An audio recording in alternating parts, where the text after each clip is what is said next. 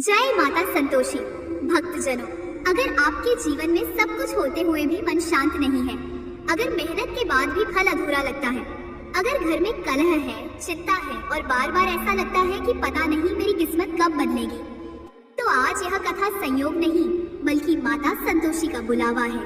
यह कोई साधारण कथा नहीं है, यह उस माँ की कथा है जो धन से पहले संतोष देती है, सुख से पहले शांति देती है और चमत्कार से पहले धैर्य सिखाती है। भक्तजनों, कहा जाता है जो व्यक्ति शुक्रवार को श्रद्धा से माता संतोषी की कथा पूरे मन से बिना बीच में छोड़े सुन लेता है और अपने मन से कड़वाहट निकाल देता है, उसके जीवन में माँ ऐसे रास्ते खोल देती है जिनकी उसने कल्पना भी नहीं की होती। इस कथा में कोई दिखावा नहीं, कोई डर नहीं, बस एक साधारण स्त्री का जीवन है और माँ संतोषी की अदृश्य लेकिन सच्ची कृपा है जो धीरे धीरे सब कुछ बदल देती है। भक्तजनों, यह कथा केवल सुनने के लिए नहीं है, यह कथा जीने के लिए है। हो सकता है इसमें आपको अपना दर्द दिखे, अपनी परीक्षा दिखे और अंत में अपनी आशा भी दिखे। इसीलिए निवेदन है, कथा को अंत तक जरूर सुनिए, क्योंकि माता संतोषी की कृपा अक्सर अंत में बोलती है। अगर आपके मन में श्रद्धा है, अगर आप माँ पर विश्वास रखते हैं, तो अभी इस चैनल को सब्सक्राइब करें, कथा को लाइक करें और इसे उन लोगों तक शेयर करें जिनके जीवन में आज संतोष की सबसे ज्यादा आवश्यकता है। आइए भक्तजनों, शुक्रवार की इस पावन घड़ी में मन को खट्टा नहीं, श्रद्धा को मीठा बनाकर माता संतोषी की इस दिव्य महाकथा को आरंभ करें। बहुत समय पहले की बात है, एक छोटा सा नगर था, न बहुत अमीर न बहुत गरीब। वहाँ के लोग मेहनती थे, पर भाग्य हर किसी पर समान नहीं था। उसी नगर में एक स्त्री रहती थी, उसका नाम था सुमन। सुमन साधारण थी, लेकिन उसका हृदय असाधारण था। पति था, मेहनती, ईमानदार, लेकिन जीवन में स्थिरता नहीं थी। कभी काम मिलता, कभी नहीं, कभी घर में अन्न होता, कभी उधार। सुमन शिकायत नहीं करती थी, वह हर सुबह ईश्वर के सामने हाथ जोड़कर बस इतना कहती, माँ जो है उसी में संतोष दे देना। लेकिन जीवन की परीक्षा आसान नहीं होती। सुमन की सास और नंदे उसे ताने देती थी, किस भाग्य से आई है ये, ना दहेज लाई ना सौभाग्य। घर में जब भी कोई परेशानी आती, दोष उसी पर आता। अगर पति को काम ना मिले, सुमन दोषी। अगर घर में धन कम पड़े, सुमन दोषी। फिर भी वह चुप रहती, उसका मन कड़वा नहीं हुआ। वह जानती थी जिसके मन में संतोष है वही सच्चा धनी है। शुक्रवार का पहला व्रत। एक दिन नगर में चर्चा हुई कि शुक्रवार को माता संतोषी का व्रत रखने से दरिद्रता दूर होती है, कलह समाप्त होती है और घर में सुख शांति आती है। सुमन ने पहली बार यह बात सुनी। उसके मन में कोई लालच नहीं जगा, बस एक आशा जगी। उसने मन ही मन माँ को प्रणाम किया और कहा, माँ अगर आप सच में हैं तो मुझे धन नहीं, बस मन की शांति दे देना। अगले शुक्रवार वह सूर्योदय से पहले उठी। घर में आटा भी पूरा नहीं था, फिर भी उसने स्नान किया, साफ साड़ी पहनी और बिना कुछ खाए व्रत रखा। पूरे दिन उसने खट्टा शब्द तक नहीं लिया, न नींबू न इमली और न ही किसी से कड़वी बात। दोपहर होते होते सास ने जानबूझकर कहा, आज तो खट्टी छाछ बनी है, पी ले। सुमन ने सिर झुका लिया, न विरोध किया न क्रोध, बस बोली, माँ आज व्रत है। ननद हंस पड़ी, अरे व्रत रखकर क्या मिल जाएगा। सुमन ने कुछ नहीं कहा। उस शाम जब घर में दीप जले, उसने एक छोटे से दीपक के सामने माता संतोषी को मन ही मन याद किया। न कोई भव्य पूजा, न मंत्रों की गूंज, बस आंसुओं से भीगा हुआ विश्वास। उसी रात सुमन ने स्वप्न देखा, एक शांत उजली स्त्री सफेद वस्त्रों में मुस्कुराती हुई। उन्होंने कहा, बेटी तूने खट्टे से नहीं मन की कड़वाहट से दूरी बनाई है, मैं प्रसन्न हूँ। सुमन की नींद खुल गई, आंखों में आंसू थे पर मन में एक अद्भुत शांति। अगले दिन पहली बार उसके पति को एक स्थायी काम का प्रस्ताव मिला, बहुत बड़ा नहीं लेकिन ईमानदार और स्थिर। कथा यही नहीं रुकती, यह तो बस शुरुआत थी। माता संतोषी की कृपा धीरे धीरे जीवन बदलती है, तूफान की तरह नहीं, सुकून की बारिश की तरह। लेकिन अभी सुमन की परीक्षा बाकी थी। घर के लोग अभी नहीं बदले थे और माँ हर किसी को एक ही बार में सब कुछ नहीं देती, क्योंकि संतोष सीखा जाता है, पाया नहीं जाता। सुमन के जीवन में जो हल्का सा उजाला दिखाई देने लगा था, वह किसी चमत्कार की तरह नहीं आया था, बल्कि बिल्कुल वैसे आया था जैसे रात के अंधेरे में धीरे धीरे पूरब से हल्की रोशनी फैलती है। पति को काम मिल गया था, घर में रोज की रोटी का भरोसा बन गया था। लेकिन जिनके मन में वर्षों से कड़वाहट भरी हो, वे इतनी जल्दी नहीं बदलते। सुमन की सास और ननदों को यह बात रास नहीं आ रही थी कि जिस बहू को वे हमेशा दुर्भाग्य की जड़ समझती थी, उसी के बाद घर की हालत संभलने लगी। वे ऊपर से चुप रही पर भीतर से जलने लगी। सुमन यह सब समझती थी, लेकिन उसने मन में कोई शिकायत नहीं आने दी। वह जानती थी कि माँ संतोषी की कृपा का पहला नियम यही है कि मन को खट्टा नहीं करना है, चाहे परिस्थितियाँ कितनी ही कठिन क्यों न हो। शुक्रवार फिर आया। इस बार सुमन का मन पहले से अधिक स्थिर था। उसने फिर से व्रत रखा। सुबह उठकर स्नान किया, साफ कपड़े पहने और मन ही मन माँ को प्रणाम किया। घर में पूजा की कोई विशेष व्यवस्था नहीं थी, फिर भी उसने मिट्टी के दीपक में थोड़ा सा तेल डालकर दीप जला दिया। वही छोटा सा दीपक उसकी पूरी आस्था बन गया। दिन भर काम करते हुए भी उसके होठों पर कोई शिकायत नहीं आई। सास ने जानबूझकर ताना मारा, ननदों ने हंसी उड़ाई, लेकिन सुमन ने किसी बात का उत्तर नहीं दिया। उसने केवल इतना सोचा कि अगर माँ ने उसे चुना है तो वह परीक्षा भी लेगी, और जो परीक्षा में खरा उतरता है वही कृपा का अधिकारी बनता है। उसी दिन शाम को जब उसका पति काम से लौटा, उसके चेहरे पर चिंता साफ झलक रही थी। उसने बताया कि जिस काम पर उसे लगाया गया था वहाँ कुछ लोग ईर्ष्या करने लगे हैं। वे उसे हटवाने की कोशिश कर रहे हैं। यह सुनकर सुमन का मन एक पल को डगमगाया, लेकिन उसने तुरंत अपने भीतर उठती घबराहट को शांत कर लिया। उसने पति से कहा, जो होगा अच्छा होगा। अगर हम ईमानदार हैं तो माँ रास्ता जरूर निकालेंगी। पति ने पहली बार महसूस किया कि उसकी पत्नी केवल घर संभालने वाली स्त्री नहीं, बल्कि उसका सबसे बड़ा संबल है। रात को सुमन ने फिर वही स्वप्न देखा, वही उजली आकृति, वही शांत मुस्कान, लेकिन इस बार माँ का स्वर पहले से अधिक गंभीर था। उन्होंने कहा, बेटी, मैंने तुझे संतोष का मार्ग दिखाया है, लेकिन याद रख, सबसे बड़ी परीक्षा अपनों से ही होती है। जब अपने ही मन दुखाते हैं तब भी जो खट्टापन मन में न आने दे, वही मेरी सच्ची भक्त होती है। सुमन की नींद खुली तो उसका हृदय कांप रहा था, लेकिन भय से नहीं बल्कि एक गहरी जिम्मेदारी के भाव से। अगले कुछ दिनों में घर का वातावरण और कठोर हो गया। सास छोटी छोटी बातों पर ताने देने लगी, ननदें बात बात पर अपमान करने लगी। एक दिन तो हद ही हो गई जब जानबूझकर शुक्रवार के दिन घर में खट्टे आम की चटनी बनाई गई और सुमन से कहा गया कि वह भी खाए। उस क्षण सुमन के मन में तूफान उठा। पेट भूख से जल रहा था, मन अपमान से भरा था और सामने खट्टा भोजन रखा था। अगर वह मना करती तो फिर ताने सुनने पड़ते, अगर खा लेती तो व्रत टूट जाता। उस पल उसने आंखें बंद की और मन ही मन माँ को याद किया। बिना कुछ बोले उसने वह चटनी नहीं खाई और चुपचाप रसोई के कोने में बैठ गई। उसकी आंखों से आंसू बह रहे थे, लेकिन होठों से कोई शिकायत नहीं निकली। उसी क्षण जैसे पूरे घर के वातावरण में कोई अदृश्य कंपन हुआ। किसी ने कुछ नहीं देखा, लेकिन सुमन ने अपने भीतर एक अजीब सी ठंडक महसूस की, जैसे किसी ने उसके सिर पर हाथ रख दिया हो।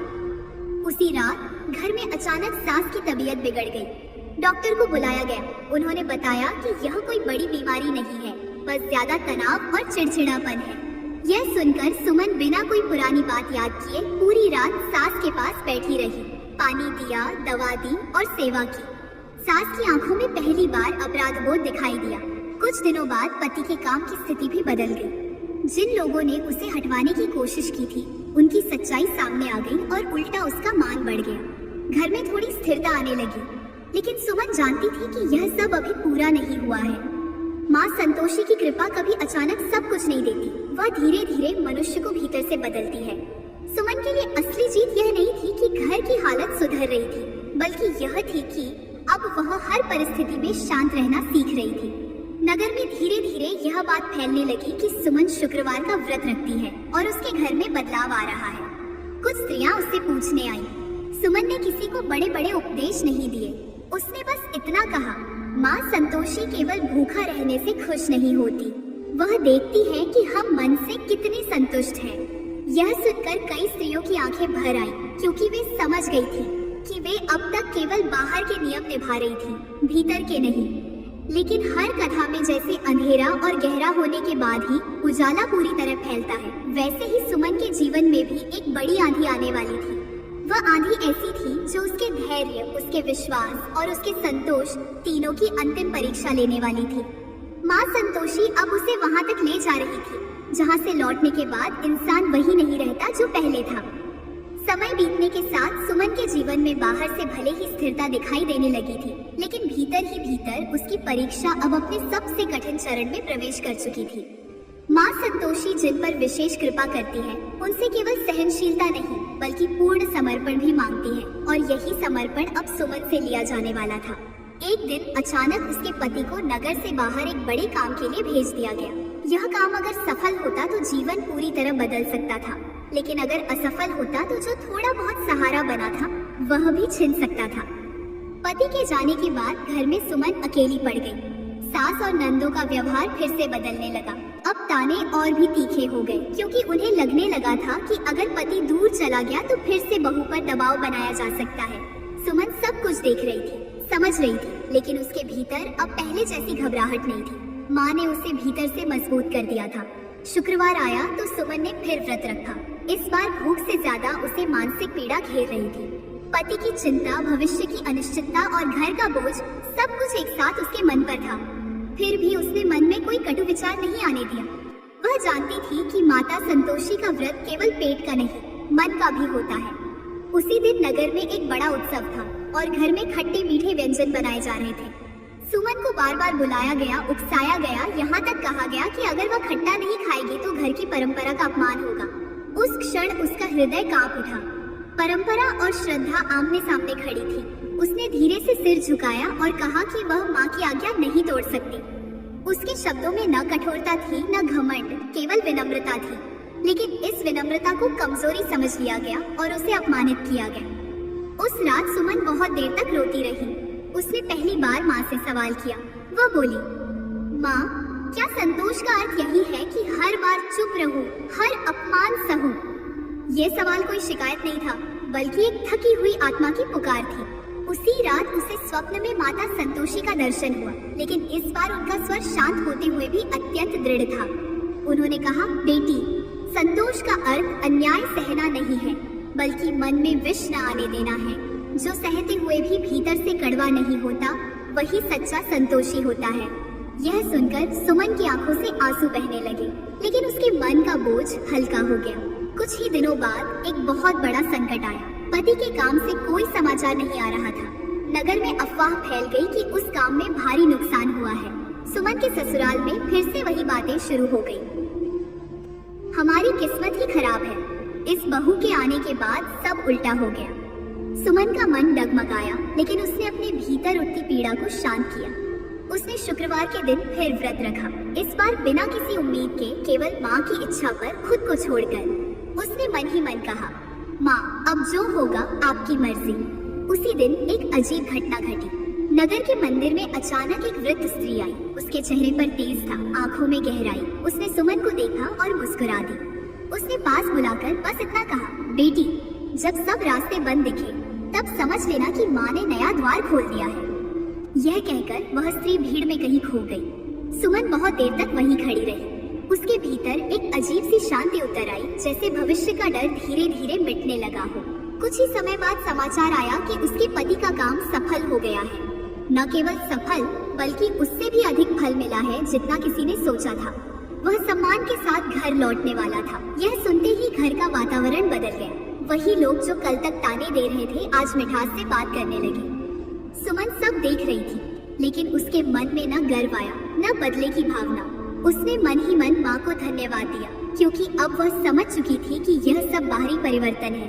असली परिवर्तन उसके भीतर हो चुका है। पति के लौटने के बाद घर में सुख शांति बढ़ी, लेकिन सुमन जानती थी कि माता संतोषी की कृपा अभी पूरी तरह प्रकट नहीं हुई है। माँ जब किसी को अपने मार्ग पर चलाती है तो अंत में एक ऐसा निर्णय दिलवाती है जो जीवन की दिशा ही बदल देता है। अब समय आ गया था कि सुमन केवल सहने वाली नहीं, बल्कि समझाने वाली बने, और यही से कथा एक नए मोड़ की ओर बढ़ने वाली थी, जहाँ केवल एक घर नहीं बल्कि कई जीवन बदलने वाले थे।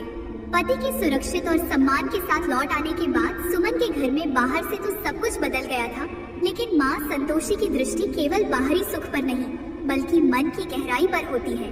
जिन लोगों ने कभी सुमन को तानों से तोड़ा था, वही अब उसके सामने मधुर वाणी में बात करने लगे थे। सास की आंखों में अब कठोरता नहीं, बल्कि एक अनकहा भय था। भय इस बात का कि कहीं उसने अपनी ही बहू के साथ अन्याय तो नहीं कर दिया। ननदें भी अब पहले जैसी तीखी नहीं रही, लेकिन उनके व्यवहार में आई यह मिठास परिस्थितियों की देन थी, हृदय की नहीं, सुमन यह सब समझ रही थी, पर उसने किसी के व्यवहार पर मन में कोई कड़वाहट नहीं आने दी। यही माँ संतोषी की सबसे बड़ी शिक्षा थी। परिस्थितियाँ चाहे जैसी भी हो, मन को खट्टा नहीं होने देना। शुक्रवार आया तो सुमन ने पहले की तरह व्रत रखा, लेकिन इस बार उसका भाव बदला हुआ था। पहले वह माँ से शक्ति मांगती थी, सहन करने की शक्ति। अब वह माँ से केवल यही प्रार्थना कर रही थी कि जो भी उसके जीवन में घटे वह उसे अहंकार से दूर रखे, क्योंकि जब मनुष्य दुख में टूटता है तब तो वह ईश्वर को याद करता ही है, लेकिन जब सुख आता है तब वही मनुष्य सबसे पहले ईश्वर को भूलने लगता है। सुमन नहीं चाहती थी कि उसके साथ भी ऐसा हो। उसने पूरे दिन घर के काम किए, सास की सेवा की, ननदों से प्रेम से बात की, जैसे बीते हुए दिनों का कोई बोझ उसके मन में था ही नहीं। धीरे धीरे घर में एक अद्भुत परिवर्तन आने लगा। सास जो पहले हर बात में दोष ढूंढती थी, अब सुमन से सलाह लेने लगी। ननदें जो उसका अपमान करती थी, अब उसकी शांत वाणी से प्रभावित होने लगी। यह परिवर्तन किसी डर से नहीं, बल्कि सुमन के व्यवहार से आया था। माँ संतोषी ने उसके माध्यम से घर के हर सदस्य के भीतर छिपी हुई ग्लानि को जागृत कर दिया था। एक दिन सास ने स्वयं स्वीकार किया कि उन्होंने अपने अज्ञान और अहंकार में बहू के साथ अन्याय किया है। यह स्वीकारोक्ति किसी दंड से नहीं, बल्कि सुमन के संतोषपूर्ण व्यवहार से निकली थी। नगर में अब सुमन की चर्चा केवल उसके सौभाग्य के कारण नहीं, बल्कि उसके स्वभाव के कारण होने लगी थी। स्त्रियां उसके पास आने लगी, अपनी पीड़ा, अपने घर की कलह, अपने दुख उसे बताने लगी। सुमन सबकी बातें सुनती, लेकिन किसी को उपदेश नहीं देती।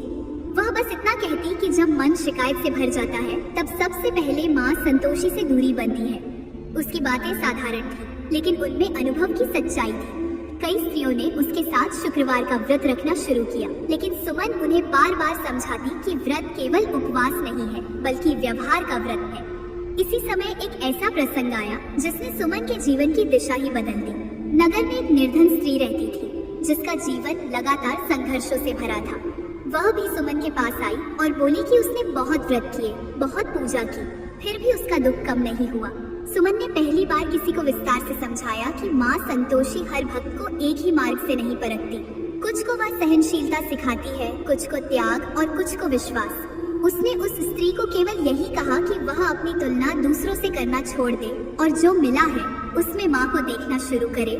यह सुनकर उस स्त्री की आंखों से आंसू बह निकले, क्योंकि पहली बार किसी ने उसके दुख को बिना तौलने के समझा था। उसी रात सुमन ने स्वप्न में माता संतोषी का दर्शन किया। इस बार माँ के चेहरे पर पूर्ण संतोष झलक रहा था। उन्होंने कहा, बेटी, अब तू केवल अपने लिए नहीं जी रही, तू मेरे संदेश को जी रही है। याद रख, जब भक्त स्वयं संतोष में स्थिर हो जाता है तब वह दूसरों के जीवन में भी शांति बांट सकता है। सुमन की नींद खुली तो उसका मन भावनाओं से भरा हुआ था। वह समझ गई थी कि उसकी परीक्षा अब केवल व्यक्तिगत नहीं रही, बल्कि सामाजिक हो चुकी है। अब घर में सुख था, सम्मान था, स्थिरता थी, लेकिन माँ संतोषी की कृपा का अंतिम स्वरूप अभी प्रकट होना बाकी था।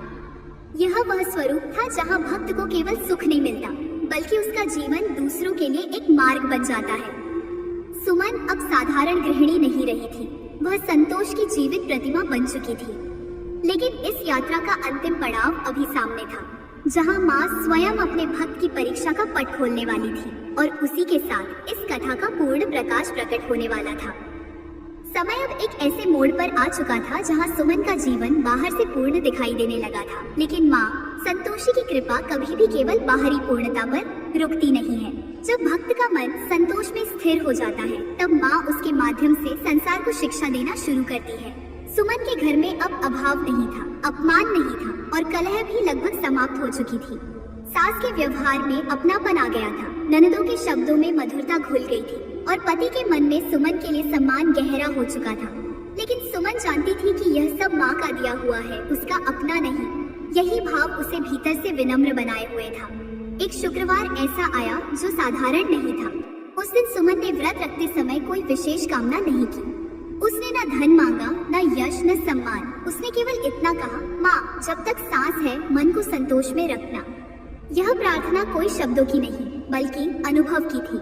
उसी दिन नगर में अचानक एक बड़ा संकट आ गया। अकाल जैसी स्थिति बन गई, काम धंधे ठप होने लगे और कई घरों में चिंता फैल गई। लोग घबरा गए। वही लोग जो कल तक अपने सुख में मग्न थे, आज भय से ईश्वर को पुकारने लगे।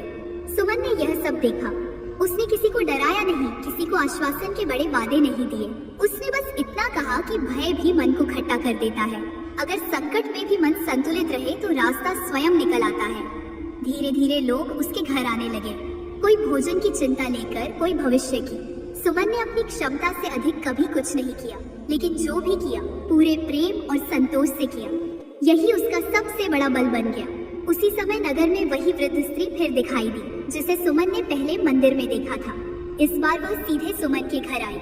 उसके चेहरे पर वही तेज था, वही गहराई। उसने सुमन को देखा और कहा, बेटी, अब समय आ गया है कि लोग जाने कि संतोष केवल सहन करना नहीं बल्कि विश्वास के साथ आगे बढ़ना है।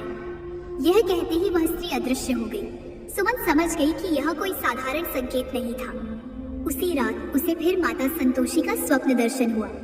इस बार माँ के स्वर में अपार करुणा और दृढ़ता दोनों थी। उन्होंने कहा, बेटी, तूने मेरा व्रत केवल अपने लिए नहीं रखा बल्कि अपने व्यवहार से उसे जिया है। अब यह व्रत तेरे जीवन के साथ साथ दूसरों के जीवन में भी फल देगा। कुछ ही दिनों में संकट की स्थिति धीरे धीरे सुधरने लगी। जिन घरों में सबसे अधिक भय था वहीं सबसे पहले समाधान निकला। लोगों को समझ आने लगा कि परेशानी ने नहीं बल्कि उनके डर और असंतोष ने उन्हें कमजोर किया था। अब वे सुमन को केवल एक सौभाग्यशाली स्त्री नहीं बल्कि एक मार्गदर्शक के रूप में देखने लगे। लेकिन सुमन ने कभी स्वयं को ऊंचा नहीं माना। वह हर बात में यही कहती कि वह कुछ नहीं है, सब माँ संतोषी की कृपा है। एक दिन नगर के मंदिर में सामूहिक शुक्रवार व्रत का आयोजन हुआ। बहुत सी स्त्रियां एकत्र हुई। न कोई दिखावा था, न कोई आडंबर, बस सादगी, श्रद्धा और संतोष। उस दिन सुमन ने पहली बार सबके सामने यह बात कही कि अगर व्रत के बाद भी मन में घमंड, ईर्ष्या या शिकायत बनी रहे तो व्रत अधूरा है। उसकी बात सुनकर कई आंखें नम हो गईं, क्योंकि लोगों को पहली बार अपने भीतर झांकने का अवसर मिला। समय बीतता गया। सुमन का जीवन अब एक उदाहरण बन चुका था। जो भी उसके संपर्क में आता उसके मन की कड़वाहट धीरे धीरे कम होने लगती। यह कोई चमत्कार नहीं था बल्कि संतोष की शांति का प्रभाव था। माता संतोषी की यही सबसे बड़ी कृपा होती है। वह भक्त के जीवन को ऐसा बना देती है कि बिना बोले भी वह शिक्षा देने लगे। कहा जाता है कि अंत समय में जब सुमन इस संसार से विदा हुई तो उसके चेहरे पर वही शांति थी जो माँ के चरणों में मिलने पर आती है। लोगों ने उसके जीवन को याद रखा, उसके व्यवहार को अपनाया और उसकी कथा पीढ़ी दर पीढ़ी चलती रही। यही कथा आज माता संतोषी की शुक्रवार व्रत कथा के रूप में जानी जाती है। यह कथा सिखाती है कि माँ संतोषी धन नहीं देती बल्कि धन को संभालने का संतुलन देती है। सुख नहीं देती बल्कि सुख में स्थिर रहने का भाव देती है। और दुख नहीं हटाती बल्कि दुख में भी मन को खट्टा न होने देने की शक्ति देती है। जो भक्त शुक्रवार को श्रद्धा से बिना खट्टा खाए, बिना मन को खट्टा किए इस कथा को सुनता है या सुनाता है, उसके जीवन में धीरे धीरे वही शांति उतरती है जो सुमन के जीवन में उतरी थी। क्योंकि माता संतोषी का वरदान चुपचाप आता है, लेकिन जब आता है तो जीवन को भीतर से बदल देता है। भक्त जनों, जब यह कथा समाप्त होती है तो वास्तव में कथा नहीं, हमारा मन बोलना बंद कर देता है। अगर इस कथा को सुनते हुए कभी आपका मन भारी हुआ हो, कभी आंखें नम हुई हो या भीतर से यह महसूस हुआ हो कि यह तो मेरी ही कहानी है, तो समझ लीजिए माता संतोषी ने आपके मन की बात सुन ली है। माता संतोषी कभी शोर मचाकर चमत्कार नहीं करती, वह जीवन को धीरे धीरे शांति से बिना किसी आहट के बदलती है। आज यदि आपके जीवन में कठिन समय चल रहा है तो घबराइए मत। माँ अक्सर सबसे गहरी रात के बाद ही सबसे उजली सुबह देती है। बस एक बात याद रखिए, शुक्रवार को खट्टा नहीं और हर दिन मन को खट्टा मत कीजिए। जो भक्त संतोष को पकड़ लेता है, माता उसी का हाथ कभी नहीं छोड़ती। अगर यह कथा आपके मन तक पहुंची है तो कृपा करके एक छोटा सा कार्य जरूर कीजिए। इस वीडियो को लाइक करें, चैनल को सब्सक्राइब करें और इस कथा को उन तक शेयर करें जिनके जीवन में आज सबसे ज्यादा शांति की आवश्यकता है। कमेंट में माता संतोषी की जय लिखकर अपनी श्रद्धा अर्पित करें। माँ आपकी भावना अवश्य पढ़ेंगी। अब कथा समाप्त होती है, लेकिन यदि मन में संतोष जाग गया हो तो समझ लीजिए माता संतोषी की कृपा आपके जीवन में प्रवेश कर चुकी है। माता संतोषी की जय।